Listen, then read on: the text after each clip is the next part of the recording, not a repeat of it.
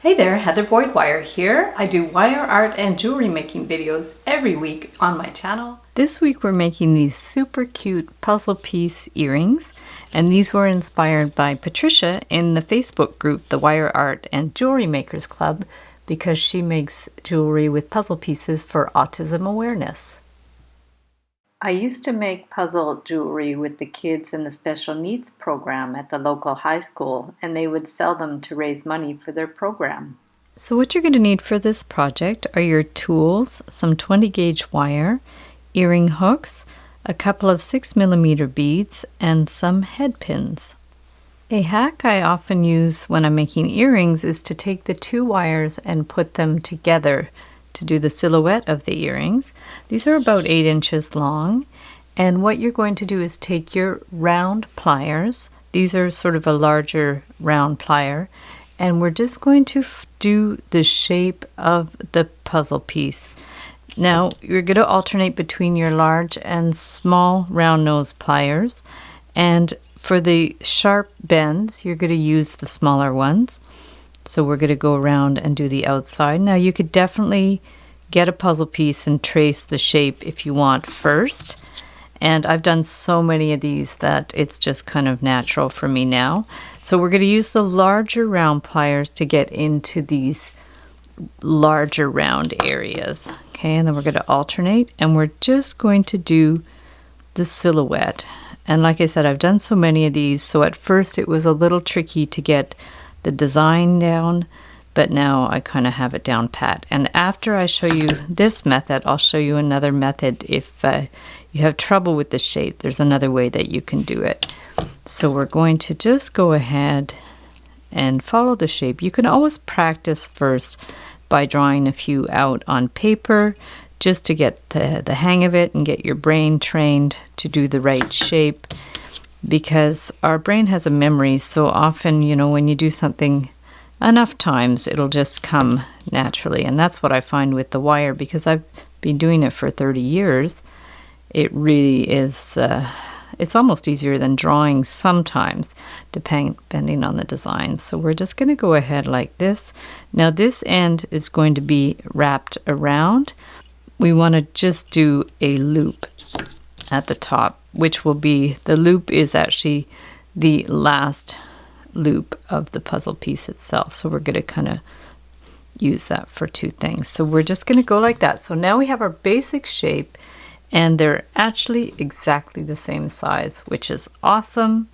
So to do the finishing touches, we want to just go ahead and adjust it if you have to, because you want that to be somewhat centered. And then this one we're going to wrap around there. So bring it in as much as you want. See that it's kind of centered there. Of course, as always, doesn't have to be perfect. And then we're just going to go around and do a full loop. Get our cutters, clip the end, and then you can just pinch that in. Now you have two choices here. You can either clip this end off just to have the puzzle piece, or if you want it a little more fancy, what I do is I do a little loop where we can dangle a bead. So if you're going to cut this wire here to about 3/8 to 1/2 inch, and then get your large round pliers again, take this and just loop it around. Okay, we're going to go like that. And then what you've made is, it almost looks like a little infinity sign, but it's just a loop where you can actually dangle a bead. Now if you need to adjust it a bit for it to be centered, you can push it over a little bit. And then to dangle the bead, we're going to get our head pin. 1 inch is sufficient, and we'll get our bead. This is a glass bead. It's a faceted glass bead. It's very nice and sparkly. And we're going to clip this, same thing, about 3/8 to 1/2 inch, and get our round pliers again. Could be the larger, small ones, whatever is easier for you to use. And just go like this. Don't close it all the way, because we need to attach it on here. So we're just going to take this one and loop it a little tricky to get in there. Loop it in there and then get our flat pliers to push it in.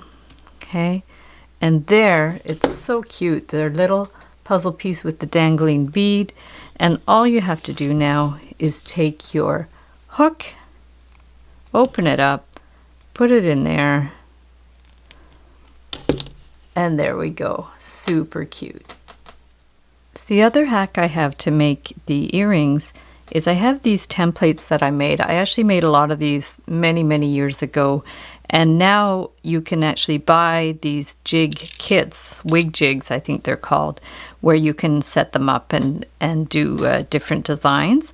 So I've made a special one for the puzzle piece, and what I did was when I used to teach the jewelry to the kids at the school, I would bring this template so the kids were able to do it themselves, which was really awesome. And this is just like an old paintbrush that I stuck a little thing in the end just to hold it, because I have holes here that I actually will stick this into. So I'm going to show you how it works for the puzzle piece. I'm just going to place it on there and then go up and around. I always go a little bit beyond the pins so it's going to be easier to get off the jig.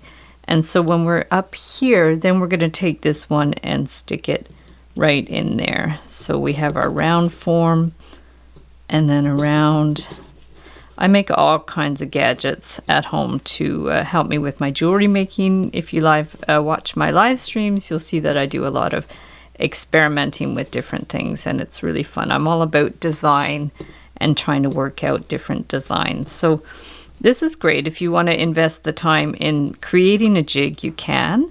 And I actually have instructions on how to create these jigs in my wire art course that I offer for sale on Etsy. So if you're interested in that, you can. And if you just want a template to do the puzzle piece, I can always email you just the template, like the shape that you're going to need. But if you can also just trace a puzzle piece as well, which is just as easy to do. So we're going to go like that, and then already you have the shape of the puzzle piece, and then you're just going to flip it off the jig like that, and then you would just proceed like you did with the other one. So thanks so much for watching the video. Give it a big thumbs up if you liked it. Be sure to subscribe to my channel for lots more DIY wire art and jewelry making videos. Hit the notification bell to be notified when I go live and when I post new videos. And if you'd like to share pictures of your wire art creations, be sure to join the Facebook group, the Wire Art and Jewelry Makers Club, where we share photos and inspiration amongst the members. And if you don't have Facebook, no problem. You could send me photos to info@heatherboydwire.com, and I can post them in the community section of the YouTube channel. And if you'd like to check out our wire art and jewelry on Etsy, I'll link up my Etsy shop below. We specialize in custom wire jewelry and wedding cake toppers. Also, if you want to learn some more specialized wire art techniques, I have a course available, an online course. I'll link it up below. And I have some cool projects, including how to flatten wire for bookmarks, how to make spiral beads for necklaces, and how to make funky trees. I have a different way of making trees with weaving the wires together. So thanks again for watching, and we'll see you the next time.